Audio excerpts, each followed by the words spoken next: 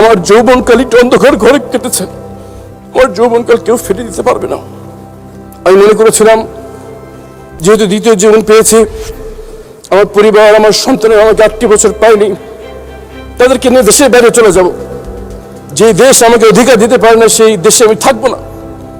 কিন্তু যখন 48 নম্বর ওয়ার্ড যুবদল সভাপতি সাজিদুল ইসলাম সুমন ভাইয়ের মেয়ে হাফসা ইসলাম রাইতার চোখের দিকে তাকায় যে এখনো বাবার জন্য অপেক্ষা করে আছে, তখন যেতে পারি না। মানুষ আমরা যে কথা বলছি, আমরা যে বিষয়ের সাক্ষী, বেশ কিছু শক্তিশালী অপশক্তির বিরুদ্ধে আমরা সাক্ষী দিচ্ছি, যারা এখনো ক্ষমতাসীন অবস্থায় বিদ্যমান। আমাদের এই সাক্ষী তাদের ভীষণ অসুবিধার কারণ। এবং আমরা যদি কথা বলি, তাদের আমাদের জীবনের ঝুঁকি এখনো রয়েছে। যেমন ভাবে জীবন দিতে হয়েছে আমার ভাই হাদিকে। কিন্তু যখন এই সুমন ভাইয়ের মেয়ের চোখের দিকে তাকাই, মনে পড়ে যে আমার মেয়ের কথা। 8টি বছর তারা জিজ্ঞেস করতো বাবা কোথায়, কেউ উত্তর দিতে পারতো না। আজকে এখন সুমন ভাইয়ের মেয়ে বলে যে আমাকে গুম করে আমার বাবাকে যেখানে রেখেছো সেখানে নিয়ে যাও, আমি আমার বাবাকে জড়িয়ে রাখবো, জড়িয়ে ধরে রাখবো, কোনোদিন ছাড়বো না। মোহাম্মদ পারভেজ ভাইয়ের মেয়ে আদিবা ইসলাম রিদি বলে, সবাই বলে ধরে নাও বাবা মারা গেছে, বাবা কি কোনো অঙ্ক যে ধরে নিব বাবা মারা গেছে? মাননীয় স্পিকার, এসব অসংখ্য মেয়ে, মা, স্ত্রীর চাপাক্ষ চোখের পানি, ক্ষোভ এখনো বিদ্যমান। এই রাষ্ট্র তাদের কোনো জবাব দিতে পারেনি। মাননীয় স্পিকার, আমি এখানে দাঁড়িয়ে গুমের ভুক্তভোগী পরিবারের পক্ষ থেকে 3টি দাবি উত্থাপন করতে চাই। প্রথম দাবি জবাবদিহিতা। যাদেরকে গুম করা হয়েছে তারা এখনো রাষ্ট্রীয় স্বীকৃতি পায়নি। মাননীয় স্পিকার, এই গুমের ভুক্তভোগীদের রাষ্ট্রীয় স্বীকৃতি প্রয়োজন। যারা গুমের সাথে জড়িত তাদের অনেকেই এখনো গুরুত্বপূর্ণ দায়িত্বে বিদ্যমান। অনেকে আইনের আওতায় বাইরে দাঁড়িয়ে দেশের ভিতরে অস্থিতি সৃষ্টি করার চেষ্টা করছে। এদেরকে বিচারের আওতায় আনতে হবে।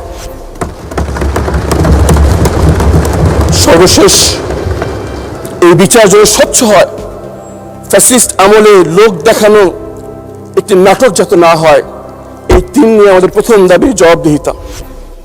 দ্বিতীয়ত দাবি, এই ঘুমের ভুক্তভোগী পরিবারদের তাদের প্রিয়জনকে কেউ আমরা ফিরিয়ে দিতে পারবো না। আমার যৌবনকাল একটু অন্ধকার ঘরে কেটেছে। আমার যৌবনকাল কেউ ফিরিয়ে দিতে পারবে না। কিন্তু এই পরিবারগুলো যা হারিয়েছে তা ফিরিয়ে দেওয়ার ক্ষমতা আসমান জমিনের মধ্যে কারো নেই। কিন্তু যে কদিন আর আছে তাদের জন্য অন্তত অর্থনৈতিকভাবে কোনো কষ্ট না হয়, এতটুকু দায়িত্ব কি রাষ্ট্র নিতে পারে না? আমরা কতগুলো ব্রিজ বানানোর পরিকল্পনা করছি। একটা ব্রিজ বানানোর অর্থ যথেষ্ট হাতে গোনা এই কয়েকটি পরিবারের অন্তত অর্থনৈতিক নিরাপত্তা দেওয়ার জন্য। আপনার মাধ্যমে সরকারকে আহ্বান জানাচ্ছি, 17 বছর ধরে এই পরিবারগুলো অপেক্ষা আছে। আর তাদেরকে অপেক্ষা রাখবেন না।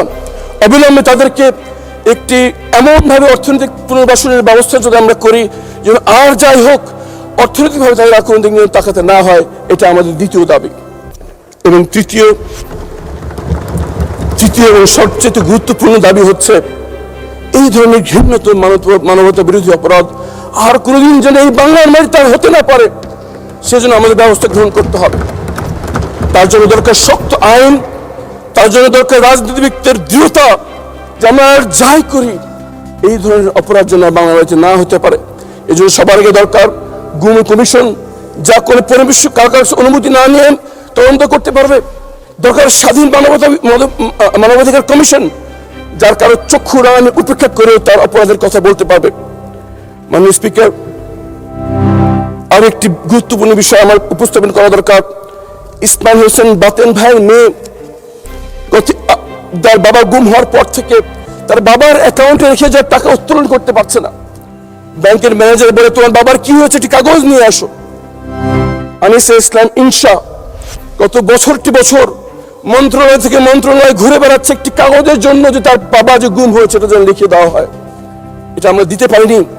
আইনমন্ত্রী এখানে উপস্থিত আছেন, এমন একটা আইনি ব্যবস্থা গ্রহণ করা যারা গুমের ভুক্তভোগী যারা আছেন তারা যেন স্বীকৃতি পায় তার বাবা মৃত নন, তার বাবা জীবিত নন। কিন্তু এই স্বীকৃতি দরকার, অবিলম্বে একটি আইন করার আহ্বান জানাচ্ছি।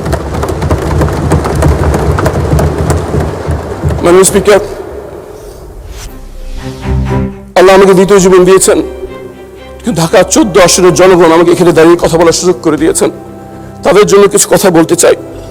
ঢাকা 14 আসনের সবচেয়ে নিগৃহীত জনপদের নাম হচ্ছে কাউন্দিয়া, যেটি জনবদ্ধ একটা ইউনিয়ন, যেখানে কোনো সড়ক যোগাযোগ নেই। 54 বছর ঢাকার বাংলাদেশের অনেক প্রত্যন্ত অঞ্চলে ব্রিজ হয়ে গেলেও এই কাউন্দিয়া এখন পর্যন্ত সড়ক যোগাযোগ হয়নি। একটি ব্রিজের অভাবে মাননীয় প্রধানমন্ত্রী নির্বাচনী প্রচারের সময় ওয়াদা করে এসছেন যে একটি ব্রিজ নির্মাণ করবেন। আমি দাবি জানাচ্ছি আগামী 6 মাসের মধ্যে ব্রিজের নির্মাণ শুরু হয় ইনশাআল্লাহ। মিরপুরে একটি অন্যতম ধর্মীয় কেন্দ্রের নাম হচ্ছে শাহ আলী মাজার, কিন্তু দুঃখের সাথে বলতে হয় এই মাজারে অনেক অবৈধ অশ্লীল কাজ হচ্ছে। মাজারের সম্পত্তি নিয়ে ব্যাপক দুর্নীতি হচ্ছে। মাননীয় ধর্মমন্ত্রী এখানে উপস্থিত আছেন, আমি ওনার সহযোগিতা কামনা করছি। আমরা যদি এই মাজারকে ধর্মীয় গাম্ভীর্য রেখে স্বচ্ছতার সাথে দিনী কাজের জন্য আমরা নিজেকে নিয়োজিত করতে পারি, এই জন্য মাননীয় ধর্মমন্ত্রীর সম্পূর্ণ পরিপূর্ণ সহযোগিতা কামনা করছি। মাননীয় স্পিকার, আমাদের একটি দূতাবাসের একটি প্রোগ্রামে কয়েকজন সংসদ সদস্য নিয়ে আমি গেলাম। একজন সংসদ সদস্য পরিচয় দিচ্ছে যে আমি ইন্ডাস্ট্রিয়াল এলাকার এমপি, একজন পরিচয় দিলাম অভিজাত এলাকার এমপি, আমি পরিচয় দিলাম আমি কিছু গরিব মানুষের এমপি, কিছু খেটে খাওয়া মানুষ যারা রোদে পুরে বৃষ্টিতে ভিজে আমাকে এই সংসদে পাঠিয়েছে এই আশায় যে একটি পরিবর্তন আসবে, তাদের ভাগ্যের পরিবর্তন ঘটবে। কারো টাকার প্রভাব, পেশি শক্তির ব্যবহার, সীমাহীন দুর্নীতি বন্ধ হয়ে সৃষ্টি হবে জবাবদিহিতামূলক ইনসাফ ভিত্তিক সমাজ। এর জন্য আমাদের প্রথম প্রয়োজন রাজনৈতিক ক্ষমতার বিকেন্দ্রীকরণ, জবাবদিহিতার একটি পরিবেশ সৃষ্টি করা, যাতে যে ক্ষমতায় আসুক সেজন্য শাসক। মাননীয় সদস্য, আপনাকে আরো 2 মিনিট দেওয়া হলো। ধন্যবাদ স্পিকার। আমার এই গরিব মানুষগুলো রোদে পড়ে বৃষ্টিতে ভিজে মাত্র কয়েকটা টাকা ইনকাম করে, সেখান থেকে তাদেরকে চাঁদা গুনতে হয়। মাননীয় স্পিকার, এই চাঁদাবাজি হাতে গোনা কয়েকটা লোক লক্ষ লক্ষ মানুষকে জিম্মি করে রেখেছে, কারণ এই চাঁদাবাজদের পিছনে রয়েছে রাজনৈতিক শক্তি। আজকে মহান সংসদে দাঁড়িয়ে আহ্বান জানাচ্ছি, আমাদের কি আর কিছু পাওয়া আছে জীবনে? আমরা একজন মাননীয় সংসদ সদস্য, আমরা কেন এরকম চাঁদাবাজদের আশ্রয় প্রশ্রয় দান করবো? আসলে আমরা শপথ গ্রহণ করি, যারা মানুষকে কষ্ট দেয়, যারা মানুষদের কাছ থেকে চাঁদাবাজি করে, যারা মানুষকে হক নষ্ট করে, এদেরকে আর যাই হোক আমরা রাজনৈতিক আশ্রয় প্রশ্রয় দেবো না ইনশাআল্লাহ। এবং ইনশাআল্লাহ আমি নির্বাচন থেকে ঘোষণা করেছি ঢাকা 14 আসনে কোনো চাঁদাবাজ সাথে আমার কোনো সম্পর্ক নেই এবং কাউকে আমরা চাঁদাবাজি করতে দেবো না ইনশাআল্লাহ। এই ঘোষণা প্রত্যেকজন সংসদ সদস্যের কাছ থেকে আশা করছি ইনশাআল্লাহ। ফুটপাথগুলো বেদখল হয়ে রয়েছে, খালগুলো দখল হয়ে রয়েছে, যার কারণে একটু বৃষ্টি হলে জলাবদ্ধতা হয়ে যায়। খেলার মাঠ নেই, যুব সমাজ খেলাধুলা করতে না পারার কারণে মাদকাসক্তির মধ্যে ঝুঁকে পড়ছে। শিক্ষা কেন্দ্র যেখানে আমাদের সন্তানের মানুষ হয়, সেখানে নিয়োগ বাণিজ্য চলছে, এগুলো বন্ধ হওয়া দরকার। আসলে আমরা ঘোষণা করি যে সবার আগে দেশ 5 বছরের দলীয় স্বার্থ নয়, 50 বছরের জাতি গঠনের কথা চিন্তা করে আমরা দেশ চালাবো ইনশাআল্লাহ।